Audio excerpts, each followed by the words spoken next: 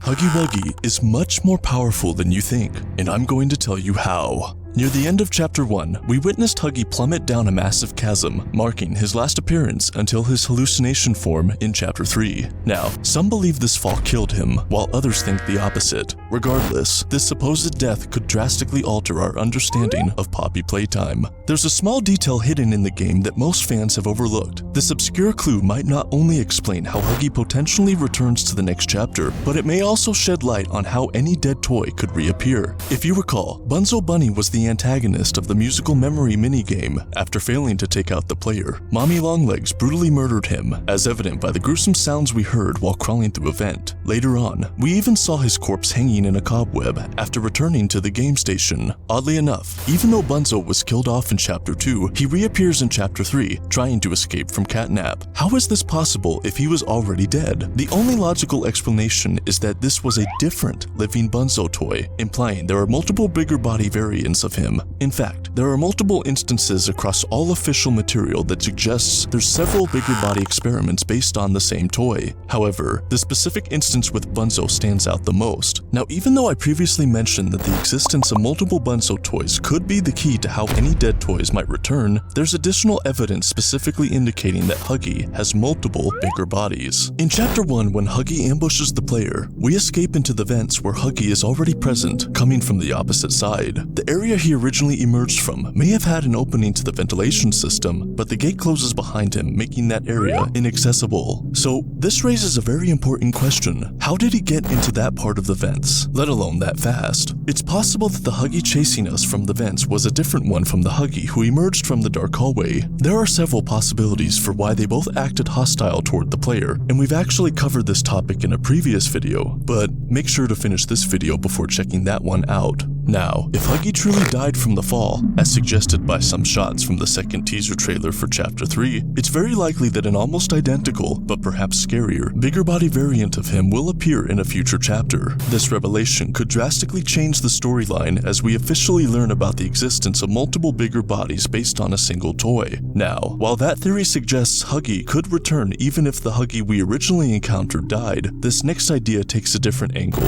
What if Huggy actually has another way of returning in the next chapter? And what if he's now on a new mission that might explain all the dead toy parts scattered around the factory? There's a lot of evidence suggesting Huggy didn't survive the fall and was later rebuilt by the prototype. First off, in Chapter 2, we see blood and blue fur on some pipes. This hints that the prototype may have dragged Huggy's body up those pipes and through one of the vents in the area, but this alone doesn't necessarily mean Huggy was rebuilt. However, here's where it really gets interesting. In the Home Sweet Home area of Chapter 3, there's a Huggy plushie on the wall with blood and, more importantly, tape. This could be a clever hint from the developers. The blood might symbolize Huggy's death, while the tape could represent him being put back together, kind of like how we use tape to fix things. If this is true, Huggy could return in Chapter 4 as the prototype servant, obeying any commands he's given. It's possible that Huggy will be ordered to murder other fellow toys, given that the prototype seems to desire dead toy parts for some purpose, evident by him dragging away Mommy Longlegs and Catnap's corpses. But a plot twist that no one expects may occur. Huggy appears to be naturally aggressive towards most living things, which could explain why he killed the deer and the restricted disappearance tape from Mob's YouTube channel, and why he attacked the employees in the cinematic trailer for spin-off Project Playtime. With this aggression in mind, he could turn on the prototype and attempt to take him out. However, given the prototype's strength, Huggy's rebellion would have a slim chance of succeeding. If Huggy were to betray the prototype and fail to kill him, it could lead to an emotional reaction from the prototype, making this already dangerous entity even more violent and aggressive. This development would escalate the threat to our protagonist and their allies, which could significantly impact the game's ending, considering the prototype is likely to play a major role in the finale of Poppy Playtime.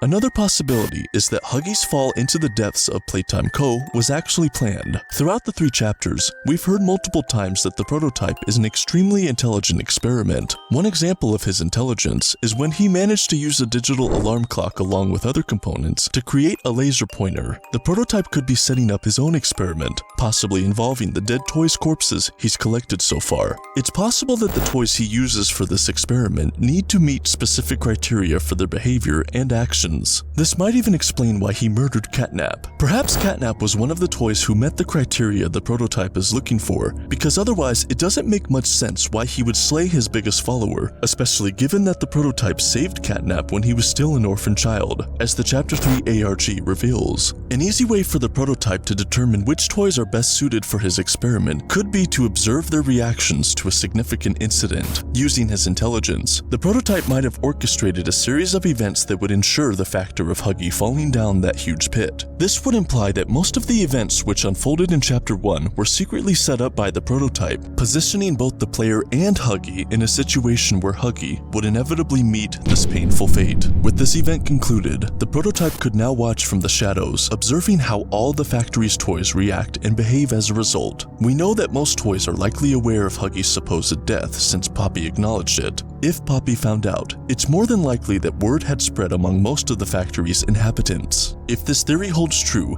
it could mean that the factory's population will decrease rapidly as more toys fall victim to the prototype's schemes. We might even discover his sinister plan involving the dead toys in Chapter 4, possibly confirming that Huggy's fall was planned from the start. This would completely alter everything we originally believed about his supposed final moments. The final possibility we need to talk about is that Huggy has a plan of his own that none of us were expecting, and it might even be connected to Poppy becoming an antagonist. Huggy is known to be incredibly strong, with multiple instances demonstrating this, and details about his strength can be found in the orientation notebook. Although it seems unlikely, he may have survived the fall and never died in the first place. There's a line in the orientation book which could hold a deeper meaning than we expected. Once he hugs onto you, you can't lose him, and he can't lose you. For context, this line was used to describe the marketable Huggy toy. However, it could be implying the potential return of Huggy in-game as well. Notice how we saw the prototype drag away Mommy Longlegs and Catnap's corpses, but we never saw him drag away Huggy's. In fact, we never even saw Huggy's corpse at all. The dead Huggy shots from the second teaser trailer for Chapter 3 don't appear to show the giant Huggy we're all familiar with. Instead, they seem to depict a toy version of him, considering his size in comparison to the wooden plank floor. If Huggy is still alive, he's probably harboring deep anger towards the player for causing him to suffer that long fall. This could mean he's planning a revenge arc, using factory resources and dead toy parts to make himself stronger and more menacing than ever. During Mommy Longlegs' death scene, she spoke the words, "He'll make me a part of him."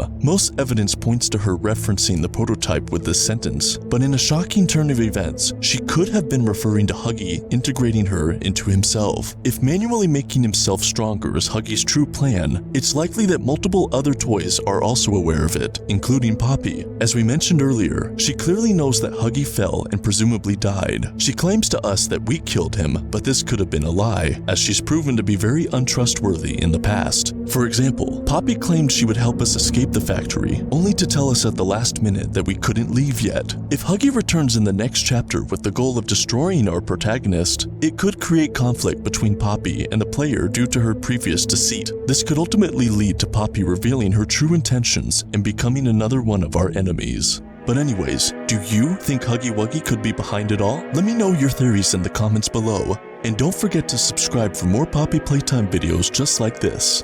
See you next time.